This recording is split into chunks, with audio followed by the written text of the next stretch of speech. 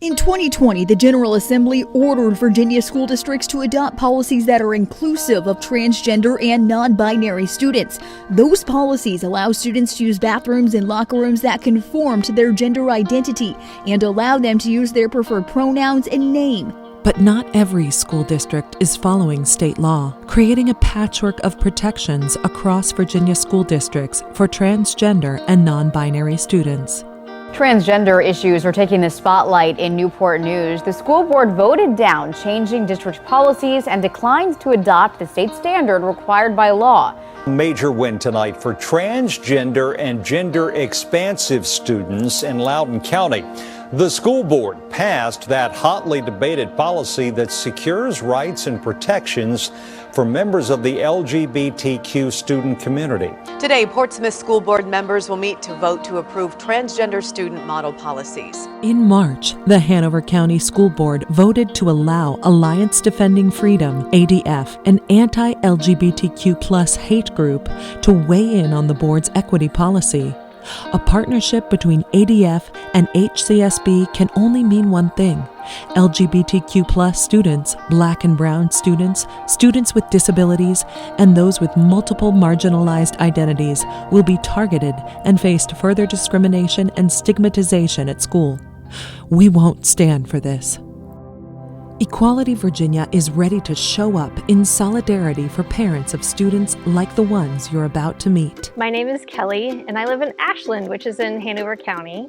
My name is Ann Zweckbrunner. We live in Mechanicsville, and we came to Hanover for a job. So I've been in Hanover for, it's been, I think about 15 years. We moved here, like a lot of people, for the schools. Ashland is really as close to an idyllic town as you can get. An incredible sense of community, a great place to raise kids, a great place to just walk downtown, go out to dinner, go to a movie, go shopping, and run into at least 10 people who we know. It's a great community.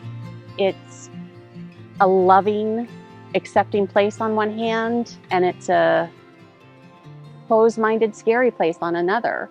But both my kids came out when they were in middle school. My oldest is gay and my youngest is non-binary. One of our children came out as transgender 4 years ago, and he insisted on coming out in the middle of the school year. So it was a big event for the school and the kids in the school. He was very brave and just was ready to live authentically. Grace transitioned the summer between second and third grade. She has always known who she was. We also have a second child who's trans, who is non-binary. And when B came out, it was almost easy because we'd been through it and done this with Grace and knew that it wasn't a big deal, that this is who our kid is, and we love both of them. We love all three of our kids so much. At first, things went really well. Teachers and administrators were supportive, but what they kept hitting up against was more systemic barriers. Policies, rules, database management issues. There's occasional name calling in the hallways and stuff like that at school.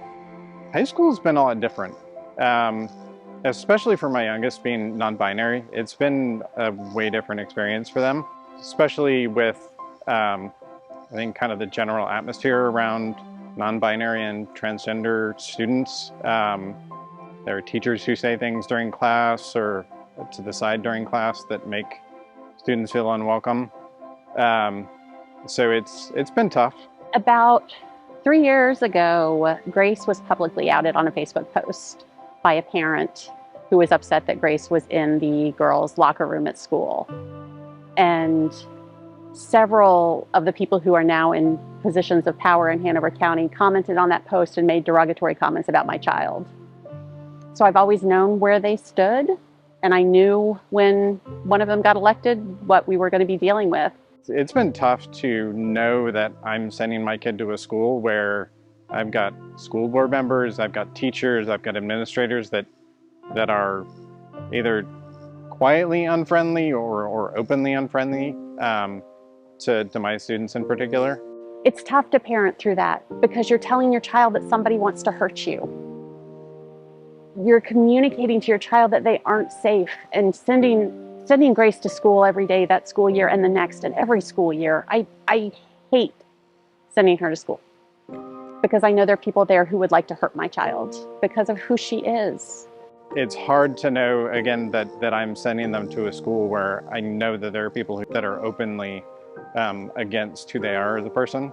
He's at the whim of their trial and error attempts to be good to him. Teachers and administrators, even the most well-intended ones, aren't prepared and they're not able to do those things.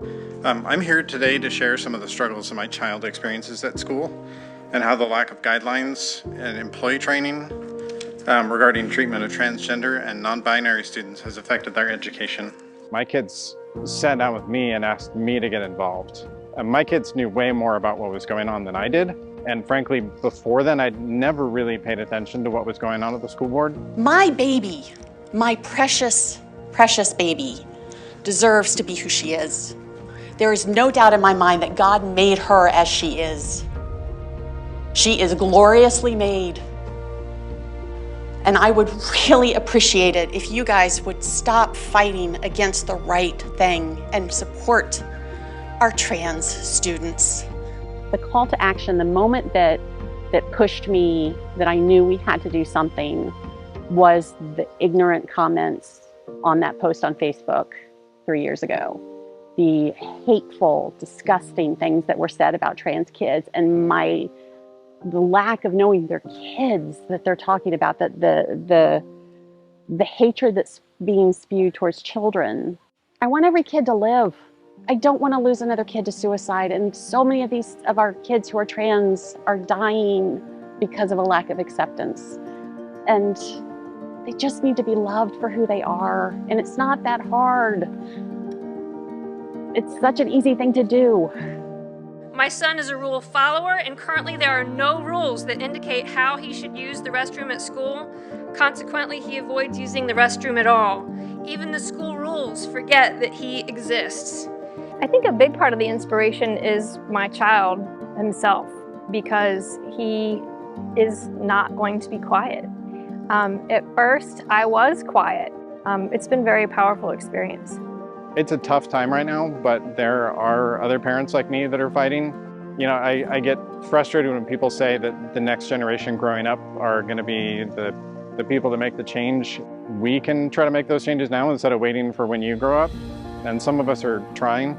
Have faith that there are some of us who are out here trying to advocate for you. It's worth it.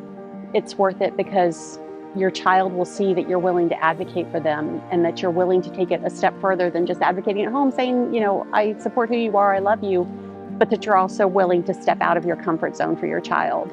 I have learned that I can publicly speak. As long as I'm passionate about what I'm talking about, I can get up there and talk now. And I didn't know that about myself. So that's a big gift that Grace has given me through this. But do we have the capacity to do all of that work? Do we have the time to do all of that work and raise our families and have our jobs? And it's just not possible. And that's where the tremendous support of organizations like Equality Virginia and your expertise is just a tremendous support to be partners in this. It's great to have other people that show up, other parents that show up at school board meetings, but it's also really important to have groups like Equality Virginia that are willing to go to, you know, Department of Ed meetings, who are, you know, groups that are involved in legislation and stuff like that. There are a lot bigger things that everyday parent may not be able to participate in, that are bigger goals that organizations are able to kind of champion. Equality Virginia has made such a difference in how I feel about this fight.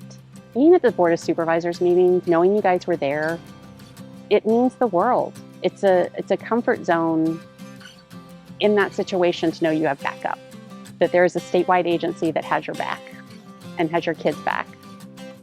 It changes the whole game for me. It makes it a lot easier to keep fighting. To get the call from EV, to get the call from other partner organizations, ACLU, He, She, Ze, We, Hanover NAACP, side by side, and just say, we're with you, we've got your back. It gives us hope, right? If you don't have hope, then why keep going? So as long as we have hope, we can keep going. Transgender and non-binary students are not going anywhere. Their experiences are real and happening right now. Let's work together to create a better educational experience for all. I'm Kylie Hines. I'm the Safe Schools Coordinator at Equality Virginia.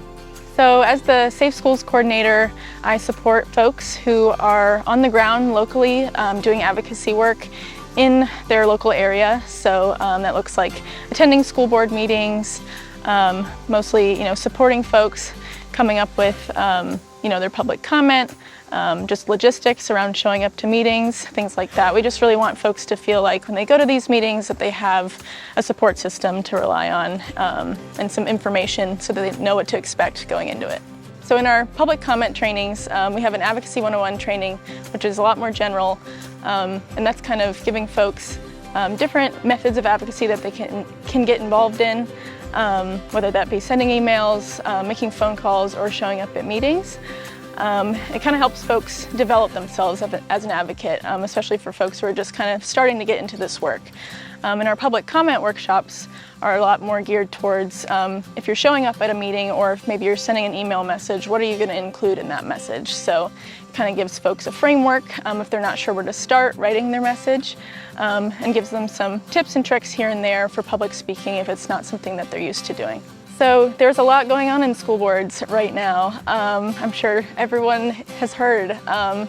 So in order to keep track of everything that's been going on in all 133 school boards throughout Virginia, we have a school board tracker where we're keeping track of if they've adopted the Department of Education's model policy, agendas, if there's other book bans, curriculum bans that are being introduced, we're keeping track of that, as well as when and where meetings are happening, so folks are able to look at the tracker and easily find out all the information so that they can attend their local meeting. So in 2023, on Valentine's Day, we'll be hosting a Youth Advocacy Day, which we're really excited about. And that really stems from an acknowledgement that it's super important for youth to be involved in this work, to share their own stories, to give them that sense of efficacy, and to support them in that as well, because we know that the legislative process can be really daunting. So we want youth to be able to be supported. We want barriers to participation to be torn down so that folks can get involved and directly participate and share their own personal story. We need you.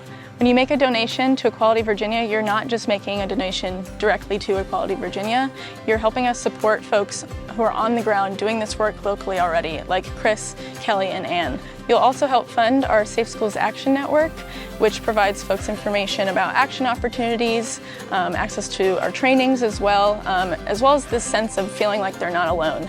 A lot of times this work can get really lonely, so we have this network set up so that folks feel like they have a network of folks that they're working within to push this work forward and achieve liberation for trans and non-binary youth in Virginia.